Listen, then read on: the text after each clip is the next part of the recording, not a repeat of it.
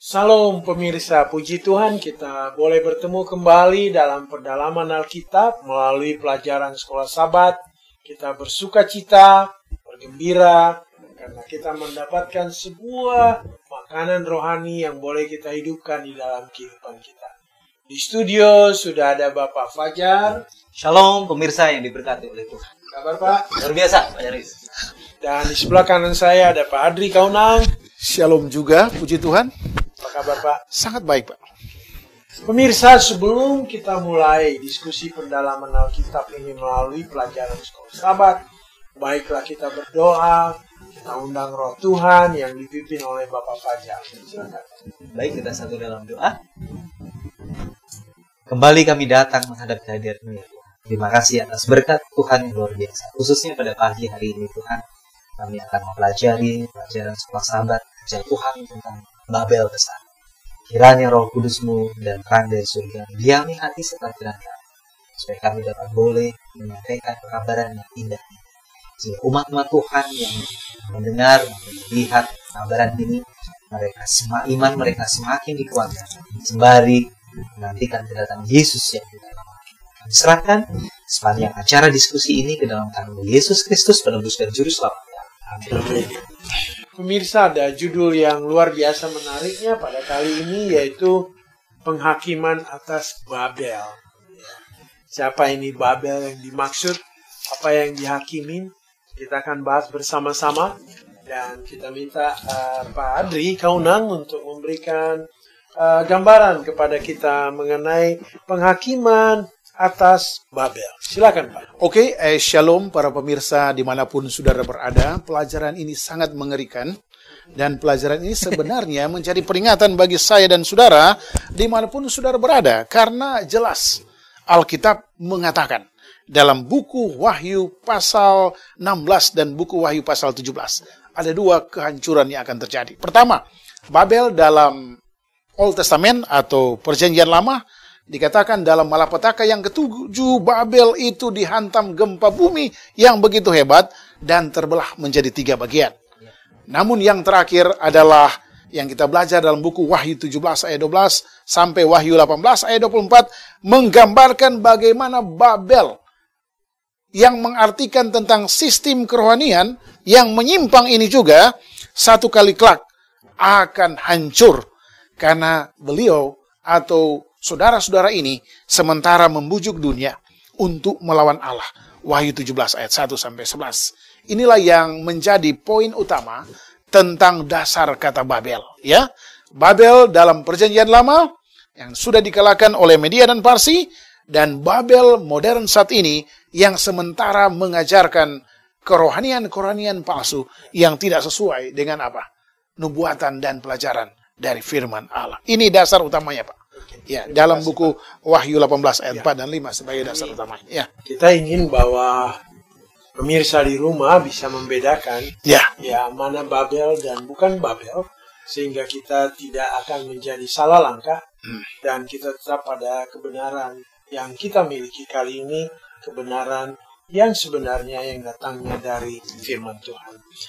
Mungkin kita ini satu judul yang menarik juga dan sedikit agak terlalu kasar mungkin kedengaran, tapi kita perlu mempelajarinya, yaitu mengenai Babel pelacur. Dan ini kita akan minta Pak Fajar untuk menerangkan kepada kita kenapa sampai Babel ini dikatakan demikian buruknya. Mungkin terlalu vulgar juga ya. Ya. Tapi bahasa dari Alkitab. Tapi kita lihat ini merupakan satu kiasan, simbol gitu ya. Kita baca dulu di dalam Wahyu, dasar dari semuanya itu Wahyu pasal 17 ayat yang pertama. Wahyu 17 ayat yang pertama. Lalu datanglah seorang dari ketujuh malaikat yang membawa ketujuh cawan itu dan berkata kepadaku, "Mari ke sini, aku akan menunjukkan kepadamu putusan atas pelacur besar yang duduk di tempat yang banyak airnya."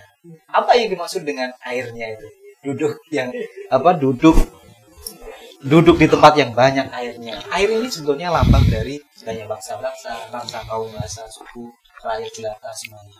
Jadi ini yang akhirnya itu mereka memiliki satu pemerintahan ya, satu pemerintahan di mana rakyatnya banyak, berbagai suku, bangsa, bahasa. Itu air yang dimaksud dengan air. Nah, kemudian berbicara mengenai seorang perempuan di dalam Alkitab pada Perjanjian Lama, perempuan itu menunjukkan bahwa itu adalah umat Tuhan. Nah, sekarang ini perempuan pelacur gitu ya. Artinya sebetulnya dia itu adalah umat Allah pada mulanya. Namun umat Allah yang tidak setia ataupun umat Allah yang murtad. Jadi kalau seandainya kita bisa menganalogikan perempuan pelacur itu adalah dulunya umat Allah tapi dia murtad dan tidak setia. Artinya dia berbalik dari kebenarannya. Jadi kita sudah tahu bahwa pelacur ini sebetulnya adalah lembaga keagamaan ya, lembaga keagamaan yang mana mereka sudah tidak setia kepada Tuhan, yang murtad gitu ya. Nah, kapan ini terjadi? Nah, supaya biar tahu korelasinya dengan pelajaran setelah Sabat Minggu yang lalu, yang 7 malapetaka, jatuhnya Babel ini terjadi pada waktu malapetaka yang ke-6. Jadi pelajaran yang ke-12 ini sebetulnya detail kita mengurai dari malapetaka yang ke-6. Malapetaka yang ke-6 itu kejadiannya adalah mengering, sungai Efrat itu dikeringkan, kemudian jatuhnya Babel. Yaitu dengan didahului Raja Kores mengeringkan sungai Efrat, kemudian mereka jatuh. Nah, seperti halnya peristiwa itu, Babel wanita pelacur ini juga jatuh. Artinya apa? Bahwa semua kekuasaan keagamaan itu akan hancur. Mereka orang-orang yang air yang dimaksud dengan orang-orang itu berbalik. Sepertinya tidak ada satu keselamatan dengan mengikuti mereka. Artinya mereka kemudian berbalik. Mereka berbalik menyerang dari Babel ini. Akhirnya malah jadi runtuh semuanya, kekuasaannya runtuh. Kapan itu terjadi? Itu setelah pada waktu Jenderal Berthier menawan Pausan pada waktu itu ya, 1798. Iya, tidak salah. 538 ya. Sampai 538 sampai 1798 ya. Disitulah selesai semua Babel, di situ hancur. Jadi ini kita lihat bahwa kelembagaan yang tadinya setia kepada Tuhan, tetapi mulai berpaling seolah-olah dia menyamakan dirinya dengan Tuhan. Sehingga maka disebut dengan Babel pelacur. Ini akan dihancurkan dan sudah pernah dihancurkan dan akan hancur lagi. Jadi kita jangan tertipu, jangan tergoda ingin bergabung dengan Babel pelacur tersebut, karena penuh dengan tipuan, penuh dengan siasat yang menghancurkan kita. Mungkin lebih serius lagi, kita lebih dalami lagi mengenai pelacur ini, Pak. Pelacur ini katanya duduk di atas binatang, Pak. Wah, ini luar biasa ini. Silakan, Pak. Jadi memang saya tidak menguraikan lebih jelas karena ini misteri, tetapi poin utama adalah ada kuasa yang namanya iblis mempengaruhi satu sistem agama yang saya tidak sebutkan, dan sistem agama ini akan mempengaruhi banyak orang, banyak negara untuk melawan Allah. Itu poin utama, kuncinya, Pak. Itu dibuktikan dalam buku Wahyu 17 ayat 3 dan buku Wahyu pasal 12 dan pasal 13. Yang kedua adalah bagaimana umat-umat yang setia kepada Allah untuk konsisten tetap setia kepada Injil. Itu saja. Dan yang terakhir adalah kalau kita belajar tentang sistematis dari pelacur dan binatang ini, ciri-cirinya ingin menyamai Allah. Ada banyak bahasa-bahasa di sana, seperti dalam buku Keluaran 28 ayat 5 dan Keluaran 28 ayat 36 sampai 38, ujung-ujungnya adalah mereka selalu menganggap mereka adalah wakil Allah yang begitu besar. Saudara bisa baca lebih jauh di sana, dan itulah arti-arti yang jelas bagaimana persiapan umat yang sisa dan kita semua yang menonton akan pelajaran ini untuk tetap. Mereka tetap berkuasa saja, biarkan, tetapi satu kali kelak Allah akan memberikan satu reward, upah yang baik kepada orang-orang yang mau menginjil mereka dan orang-orang yang tetap setia di dalam membawakan kabar baik tentang Injil yang benar. Kita juga mungkin, Pak, jangan terpengaruh pengikut daripada pelacur ini sangat banyak. Betul, Pak, banyak sekali. Negara, pemerintah, banyak. Ini luar biasa banyaknya. Sehingga mungkin dengan melihat jumlahnya kita, ini mungkin ada kebenaran. Amin. tetapi kita tidak melihat dari jumlahnya. Ya. Kita ingin melihat dari pengajaran, apakah sesuai dengan firman Allah. Ya. Luar biasa. Mungkin Pak Fajar, ini kita coba lihat ini mengenai identifikasi binatang. Ya, ini kita perlu tahu juga supaya kita tahu identifikasi dari binatang itu. Ini dia binatang memahami. Coba silakan Pak. Iya, terima kasih Pak Darius. Ini apa yang dimaksud, ini penasaran semua ya. Apa sih sebetulnya, siapa binatang ini? Barangkali kalau kita bisa mengidentifikasi dengan benar, dengan baik, kita akan memahami binatang ini. Kita coba lihat di dalam Wahyu pasal 17 ayat yang ke-6 dan 7 supaya kita bisa melihat bersama-sama. Wahyu pasal 17 ayat 6 dan 7. Dan aku melihat perempuan itu mabuk oleh darah orang-orang kudus dan darah saksi-saksi Yesus. Dan ketika aku melihatnya, aku sangat heran. Lalu kata malaikat itu kepadaku, mengapa engkau heran? Aku akan mengatakan kepadamu rahasia perempuan itu dan rahasia binatang yang memikulnya. Binatang yang berkepala 7 dan bertanduk 10 itu. Binatang yang berkepala 7 dan bertanduk 10. Sepertinya kok ini ya, binatang digambarkan mengerikan ya. Ini memang berkaitan sekali dengan kaitan dari Daniel. Dari Daniel. Namun kita akan lihat bagaimana Yohanes Sang Kekasih itu terkesima dengan penglihatan yang disaksikan pada waktu itu. Nah, siapakah binatang ini? Nah, kalau kita identifikasi bahwa di ayat yang ke-8 itu, di pasal 17 ayat yang ke-8, bahwa binatang itu ada, dan akhirnya tidak ada, kemudian ada lagi, muncul lagi. Jadi seakan-akan binatang ini memiliki satu kuasa. Kalau di dalam kitab Daniel dijelaskan di situ masa penganiayaan yang dikuasai oleh binatang itu 1260 hari. Satu masa, dua masa dan setengah masa. 1260 hari atau 1260 tahun. Disitulah masa binatang itu dia berlaku. Nah, siapakah ini? Dia kemungkinan besar itu adalah binatang yang memiliki keagamaan yang bercampur dengan politik, yang memiliki satu kekuasaan di air itu, memiliki satu kekuasaan di seluruh rakyat, bangsa, suku, bahasa dan lain sebagainya. Masanya mereka pernah berkuasa 1260. Kemudian tidak ada lagi. Artinya lukanya dia kena luka. Artinya dia tidak muncul lagi. Yaitu pada tahun 1798. Pada waktu Jenderal Bartir menawan, ada satu kekuasaan yang ditawan. Di situ dia lukanya. Kemudian muncul lagi, lukanya itu semakin sembuh. Nah, apa yang dimaksud? Dia muncul kembali di ayat yang ke-8 tadi. Dia muncul lagi. Kemungkinan besar itu lembaga keagamaan yang akan memiliki kekuasaan yang sama untuk apa yang akan digunakan oleh setan mengelabui seluruh umat manusia. Jadi saya kira ini cukup lengkap ya Pak. Iya. Cukup jelas, cukup lengkap buat kita. Amin. Luar kita biasa. bisa dengan gamblang melihat sejarahnya sudah ada dan sampai saat ini dan kemudian hari juga mereka ingin melakukan siasat yang luar biasa untuk mempengaruhi manusia untuk mengikut mereka. Tanda binatang. Ini yang kita harus waspadai. Jadi mungkin sudah begitu jelas bagi kita mengidentifikasikan binatang itu sehingga kita bisa membedakan satu sama lain. Inilah anakku yang kupilih. Dengarkanlah dia.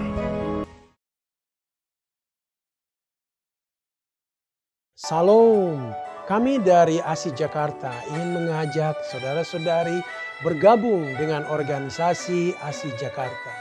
ASI adalah singkatan dari Adventist Layman Service and Industry. Adalah sebuah organisasi resmi yang dibentuk oleh Gereja Advent sedunia. Sebagai sarana untuk kita orang awam. Apakah profesi saudara sebagai pengusaha, pegawai, profesional, trainer, pengacara, accountant, dokter maupun perawat untuk bersama-sama mendukung dan ikut aktif dalam mengabarkan kabar baik di dunia usaha dimanapun profesi Anda masing-masing. Mari bergabung dengan ASI Jakarta. Mari kita bersama membawa pekabaran baik ini di lingkungan profesi kita. Kunjungi website ASI Jakarta. Kami menunggu kehadiran saudara-saudari. Salam. Mungkin lebih luas kita kepada binatang itu ada 7 kepala binatang. Nah, ini Pak, 7 Pak kepalanya Pak. Ini luar biasa ini. Silakan Pak Adri. Jadi memang dasarnya sebelum saya menjelaskan ini, saya akan coba baca dalam buku Yakobus 1 ayat 5. Intinya adalah di sana adalah, tetapi apabila di antara kamu yang kekurangan hikmat, hendaklah ia meminta kepada Allah. Jadi hanya dengan meminta hikmat kepada Allah kita bisa menjabarkan histori dari kerajaan yang pertama, kedua, ketiga, keempat, kelima, keenam, ketujuh, dan kedelapan. Tadi beliau sudah katakan ada satu organisasi keagamaan, itu ya yang ke-8. Namun yang pertama menurut sejarah, saya tidak menyebutkan negara-negara ini bertentangan dengan Allah. Yang pertama Mesir, Asyur, Babel, Persia, Yunani, Kekaisaran Roma, yaitu merupakan satu histori nubuatan. Tapi ada yang luar biasa yang bisa kita pakai dengan hikmat, bahwa rentetan peristiwa menggambarkan bahwa ada satu kuasa, ada satu gunung, ya disebut di sini gunung ya, dalam bahasa teologianya adalah satu keagamaan, satu negara yang melakukan satu unity untuk selalu pada akhirnya melawan Allah. Ini Pak yang menjadi cerita atau model yang bisa kita pelajari tentang Wahyu 17 ayat 9 sampai 11 dan Wahyu 13 ayat 18. Jadi ya, kita harus harus jelas ini. Jelas ini. Kepala binatang ini jangan sampai kita terjerumus kepada binatang itu. Itu aja Pak. Ya. Dan saya kira Pak Fajar ini ingin menggambarkan kepada kita kembali mengenai kejatuhan Babel itu Pak ya. Kejatuhan Babel. Saya kira pemirsa supaya mendapatkan gambaran yang lebih jelas lagi bahwa Babel itu akan jatuh. Silakan. Terima kasih Pak Darwis. Ini sebetulnya pelajaran ini juga berulang dari pelajaran yang sebelumnya ya. Kejatuhan mengenai Babel. Sejarah berulang, kemudian Yohanes Sang Kekasih itu juga menggambarkan bagaimana peristiwa jatuhnya Babel itu mirip dengan jatuhnya Babel pada waktu Raja Belshazzar dikalahkan Kores. Nah, di zaman yang akhir zaman ini nanti trinitas palsu dan konfederasi politik. Jadi persatuan politik seluruh dunia. Trinitas palsu. Kemudian mereka menggunakan kuasa untuk politik, keagamaan, lembaga keagamaan. Mereka akan menyerang umat-umat Tuhan. Namun diingat ya, pada waktu itu Babel terjadi ini, malapetaka ini kan masih berlangsung. Persatuan mereka itu akan hancur pada waktu mereka melihat kok masih terkena malapetaka. Ternyata ini bukan Kristus kan setan berusaha untuk menyerupai wajah Kristus. Ternyata itu bukan Kristus. Karena malapetaka masih terjadi kepada umat-umat pada waktu itu. Nah, umat-umat ini berbalik. Jadi yang 10 tanduk itu dia berbalik melawan pelacur tadi.